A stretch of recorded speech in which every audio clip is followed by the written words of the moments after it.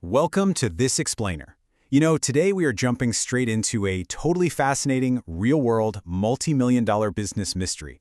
Have you ever walked away from a massive meeting just absolutely certain that you and your new partner were on the exact same page, only to find out later that you weren't even reading from the same book? Well, our source material today breaks down exactly how and why international deals fall apart. And spoiler alert, it's almost never because of the numbers. It's because of culture. So let's get into it. To really wrap our heads around the deep cultural mechanics at play here, let's take a look at a specific scenario from the text, labeled Critical Incident 18. Put yourself in these shoes for a second. You're an American executive, you've just flown halfway across the globe, and you are there to finalize a massive joint venture in China. Ask yourself, what exactly is happening in this scenario? Okay, so picture this timeline, because from a Western perspective, it's pretty baffling. Step 1, you endure these incredibly long, exhausting negotiations. Step 2, the contract is finally ready. It's signed in this massive celebratory ceremony with local dignitaries. You're probably popping the champagne, right? But then we hit Step 3. Work on the new factory is supposed to kick off, and you realize the Chinese partners are just completely ignoring the conditions laid down in that signed contract. And for the ultimate plot twist in Step 4, they casually suggest, hey, let's do some further negotiations. To a Western executive, this feels like an outright betrayal. But is it? Section 1. Clashing views on contracts.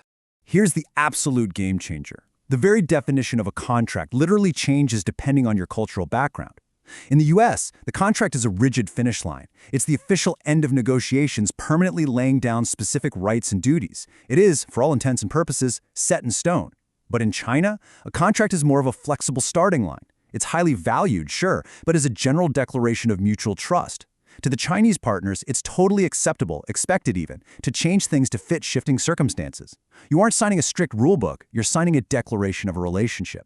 And this quote from the text just perfectly reframes that whole confusing timeline we looked at earlier. It says, the negotiation and entertainment of the business partners is seen as a process of getting to know each other. The business details are of secondary importance. This totally explains why Chinese negotiations take so incredibly long. To the American mind, endless dinners and socializing feel like a frustrating delay. But to the Chinese mind, the relationship has to be deeply tested first, because when circumstances inevitably change, that trust is what will actually guide the project. The relationship is the real work. Section 2. The negotiating environment. So how do we actually prepare for this? Well, before anyone even says a single word of business, you have to read the physical space. Where is this negotiation happening? An office clearly implies strict business, but a restaurant or a golf course? That signals that relationship building is the real agenda for the day. And how many people are there? If you show up with 2 people and they bring 10, you've definitely misread the room. You also need to consider seating arrangements, and of course, attire. Are you showing disrespect by dressing too casually, or creating weird awkwardness by dressing up too much? These nonverbal cues completely set the trajectory of the deal. Then you've got the unwritten rules of engagement. Who actually holds the power in the room? Sometimes the chairperson is the ultimate sole decision maker. But in other cultures, they're really just there to facilitate for the wider group. And think about emotional display for a second. In some regions, passionately arguing your point shows that you're dedicated. In others, raising your voice is seen as a massive loss of control and is incredibly disrespectful. You absolutely have to know if it's better to argue your point or to just embrace the silence and let the tension sit.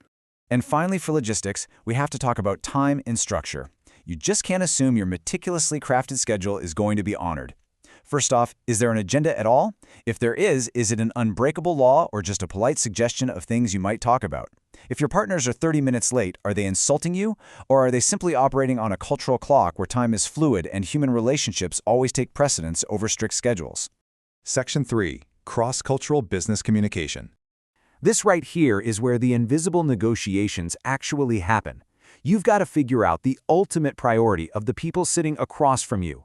Is the goal of this meeting to forcefully close a deal and make a hard, fast decision? Or is the primary goal to maintain harmony and nurture the long-term relationship? If you are entirely focused on pushing for a hard yes or no today, while they are entirely focused on making sure everyone feels respected for tomorrow, you are quite literally speaking 2 completely different languages. Group dynamics are totally huge here too. You need to know, are decisions made by a single empowered individual, or do they require this slow, methodical group consensus? If you're dealing with a group culture, aggressively singling out the boss to get a quick signature is going to completely backfire on you. Plus, you have to constantly be aware of how to prevent people from losing face. In a lot of cultures, publicly correcting someone or backing them into a corner is practically unforgivable.